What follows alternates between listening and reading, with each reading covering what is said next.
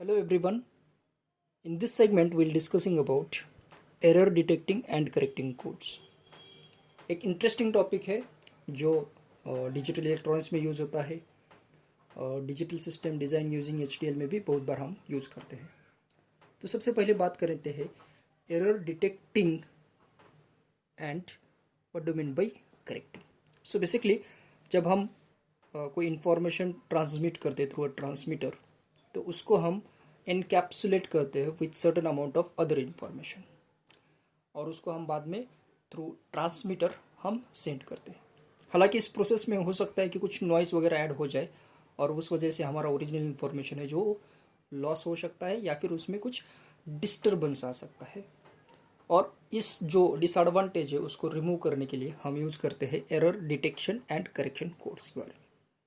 जैसे कि आप सब लोग देखते होंगे कि व्हाट्सएप पे इंक्रिप्शन एंड डिक्रिप्शन जैसा कुछ वर्ड्स यूज होता है अगर अननोन नंबर पे हम चैटिंग करते हैं तो so it is a part of error detection and correction course.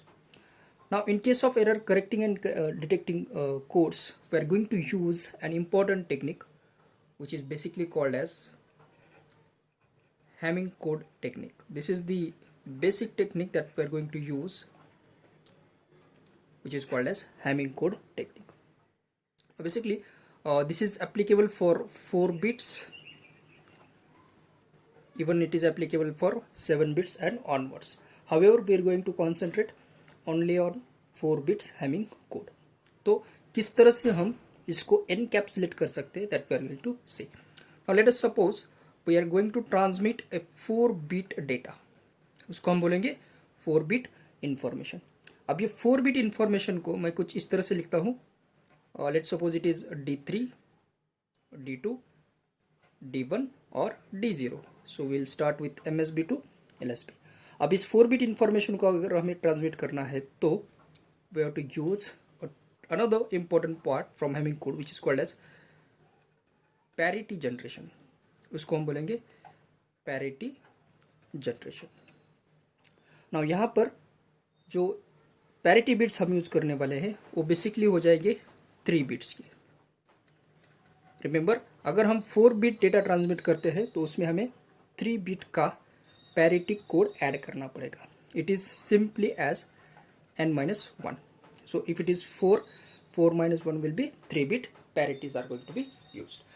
अब इंपॉर्टेंट पॉइंट आता है कि इसका पोजीशन किस तरह से हो जाएगा। So basically the position of parity bits will be placed at location 2⁻0, 2⁻1 and 2 square.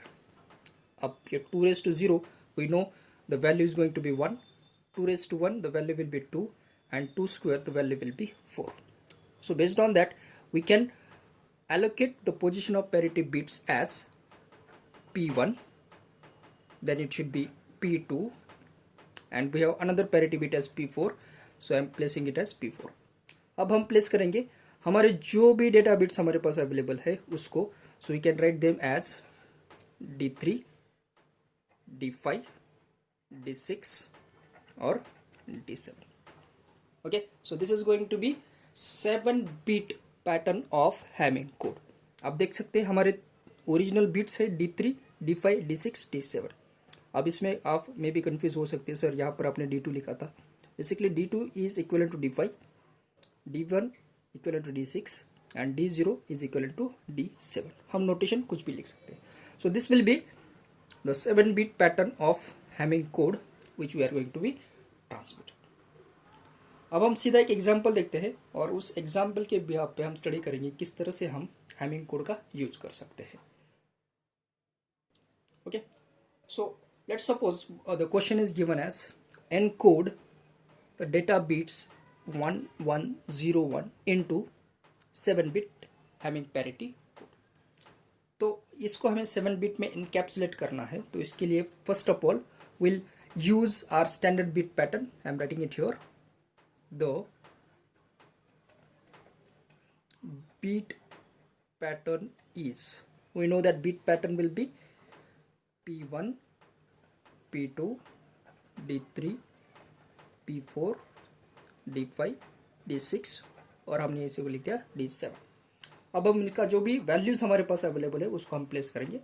So we have the same positions D3 the value will be 1, बाद में ये हमारे पास D5 है, इसका वैल्यू 1 है, D6 का वैल्यू है 0 और D7 का वैल्यू है 1. So we have placed them as 1 1 0 1. Now the question arises sorry, what will be the values of P1, P2 और P4. तो हमें ये कैलकुलेट करना है based on a technique that is called as even or odd parity generation technique. What is it? Either we can use even parity or we can use odd parity circuit. Now what do we mean by even? So basically we know that if the number is divisible by 2 it will be even, if it is non-divisible by 2 it will be odd. So based on the same technique we are going to use even parity and odd parity generation circuit. Now let us concentrate on the first part. How will you find the value of P1? Now to find the value of P1 we are going to use a technique that is called as, I am writing it here, to check P1. We have 4 bit of information, so basically I am going to use the point as P1, then 1 place D3, then 1 place D5, then 1 place D7.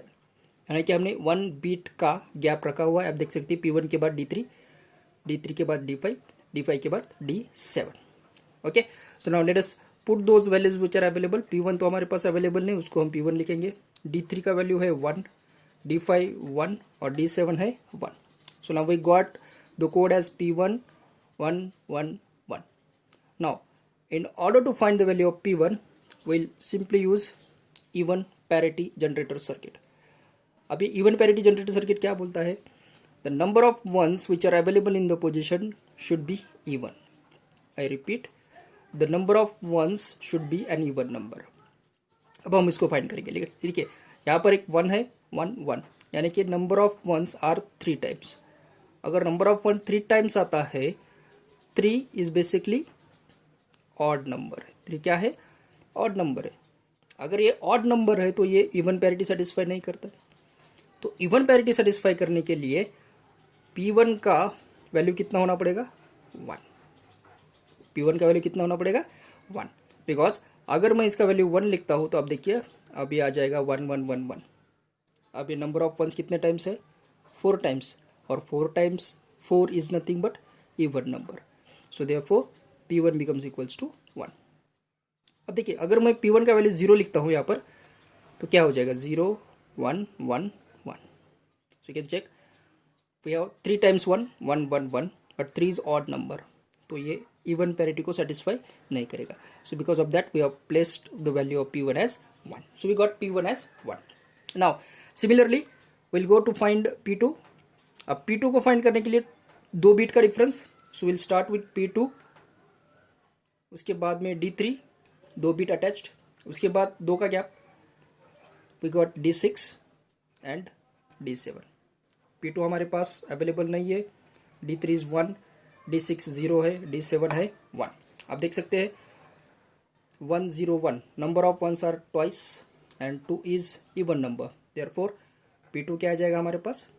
0. तो P2 हो जाएगा 0. Similarly will find P3 also. अब P3 के लिए वैसे ही, sorry will go for P4. So P4 लिखेंगे, then we have sequence D5 D6 D7, no gap because all are placed at the same instance. अब इसका वैल्यूज एज यूजुअल P4 है, D5 का वैल्यू 1 है, D6 0 है, D7 1 है. 1 1 2 times आ रहा है, 2 टाइम्स यानी कि इवन पैरिटी सेटिस्फाई हो रहा है. अगर ये सेटिस्फाई हो रहा है तो P4 का वैल्यू हो जाएगा 0. So we got P1 as 1, P2 as 0 and P4 as 0. Finally जो हमारा 7 बीट का कोड हो जाएगा वो क्या हो जाएगा? I am writing it here.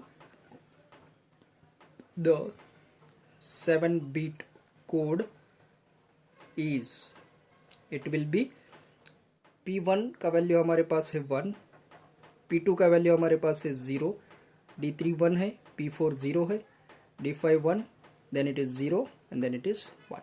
So this will be our 7 bit Hamming code for the given information. I hope you understood this concept. अब जो नेक्स्ट वीडियो हम देखेंगे उसमें इसी इंफॉर्मेशन को हम यूज़ करेंगे और इस इंफॉर्मेशन को यूज़ करते हुए हम देखेंगे कि इसमें कुछ एरर डिटेक्ट होता है क्या। अगर कुछ एरर डिटेक्ट होता है तो उसको हम करेक्ट करेंगे and that will be error detection and correcting code techniques. Thank you very much.